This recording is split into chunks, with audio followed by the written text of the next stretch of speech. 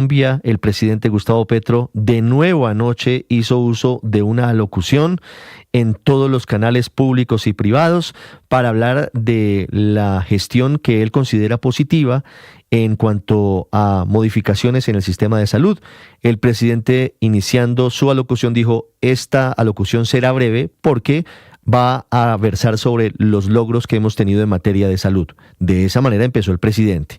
Y vino la polémica en redes sociales, porque las barras que mostró no son congruentes con las cifras. Estoy hablando de las gráficas que fueron mostradas en televisión, y porque el presidente habló de unos datos que no fueron compartidos por sus antecesores. Fueron cuestionados cada uno de sus datos. Luego vino un consejo de ministros hablando de salud, en el que el presidente Gustavo Petro anunció y pidió la intervención en el sistema de salud en el departamento de Chocó. Entonces, ministro, en el diálogo con la gobernadora y sin amenazar, pero hay que intervenir el sistema de salud del Chocó a nivel de puestos de salud, porque si no, no vamos a garantizar una mayor Y reducción. mientras hay mucho verbo, mientras hay muchas palabras, hay pocos hechos. La alcaldía de Medellín confirmó que el gobierno nacional no giró los recursos para saldar las deudas con clínicas y hospitales, como había ordenado el Tribunal Administrativo de Antioquia. Esto, por supuesto, desde las autoridades de Medellín, es un desacato. En la capital antioqueña, Héctor Santamaría.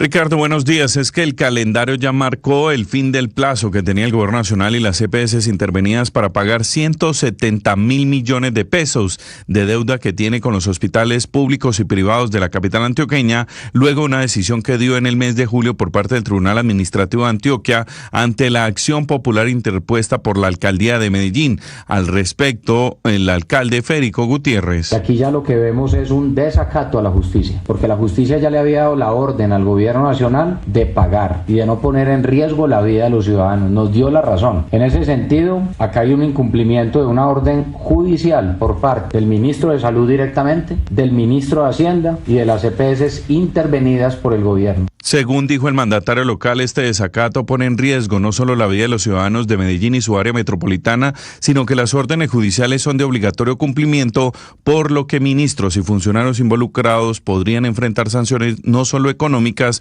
sino incluso arrestos. Medellín, el Valle, Aburrá, amanecemos con tiempo seco. A esta hora, Ricardo, 17 grados de temperatura. En la locución de anoche, Héctor, el presidente Petro aseguró en sus cifras que, según él, redujo en un 32,4% la mortalidad infantil de menores de 1 año en el departamento de La Guajira, y volvió a sacar pecho por lo que hace la unidad de gestión de riesgo, llevando agua a las comunidades en el desierto, a las comunidades indígenas, y de nuevo se desmarcó, o bueno, intenta desmarcarse del peor escándalo de corrupción de su gobierno, el escándalo de la unidad de gestión de riesgo.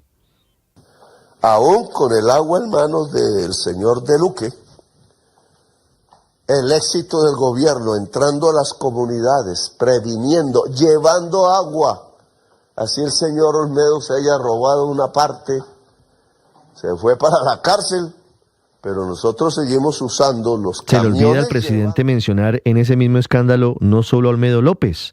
También están hoy detenidos su exconsejera presidencial Sandra Ortiz. Está prófugo de la justicia por el mismo escándalo su director de la presidencia, Carlos Ramón González. Está prófugo de la justicia su director de Función Pública, César Manrique.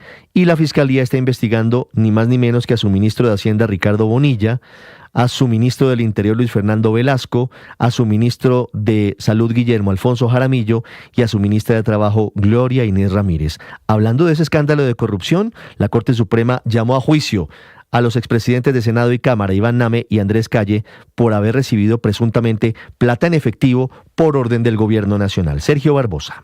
Hola Ricardo, buenos días. La Sala de Instrucción de la Corte Suprema de Justicia llamó a juicio a los expresidentes de Senado y Cámara, Iván Name y Andrés Calle, por su presunta participación en el entramado de corrupción al interior de la Unidad Nacional de Gestión del Riesgo. En ese sentido, la Sala resolvió acusar al senador y al representante, quienes permanecen recluidos en la cárcel La Picota de Bogotá, por estos hechos. Name y Calle, recordemos, son investigados por presuntamente recibir 1.000 y 3.000 millones de pesos respectivamente, recursos que fueron desfalcados de la Unidad de Gestión del Riesgo por altos funcionarios, presuntamente para aceitar en sus corporaciones el trámite de las reformas sociales del gobierno.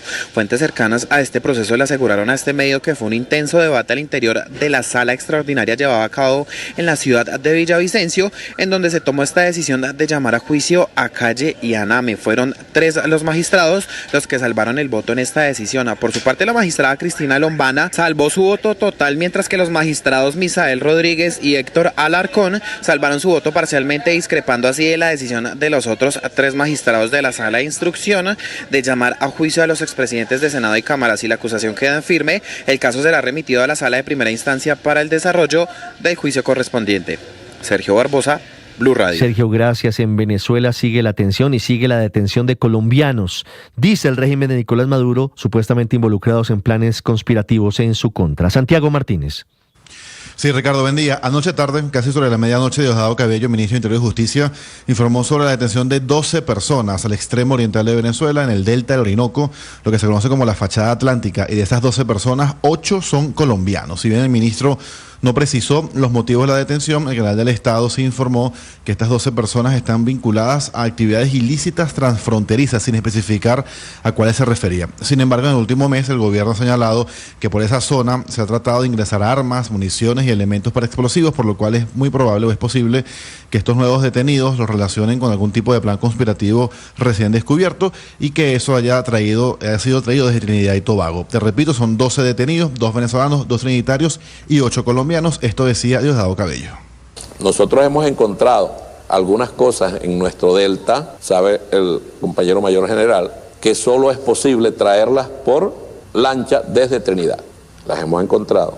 Hoy agarramos 12 personas ahí en esa zona. 8 son colombianos, 2 son venezolanos y 2 trinitarios en esa zona. Pero los agresores somos nosotros. Por otra parte, Diosdado Cabello en su maratónico programa de televisión se refirió a las acciones de Estados Unidos y la llegada de los buques, señalando que el gobierno ni subestima ni sobreestima ninguna amenaza y que siempre se prepara para lo peor. Ricardo. Y mientras tanto en Colombia se investiga un posible crimen contra un conductor de una tractomula en Puerto Wilches. Julián Mejía, en Bucaramanga.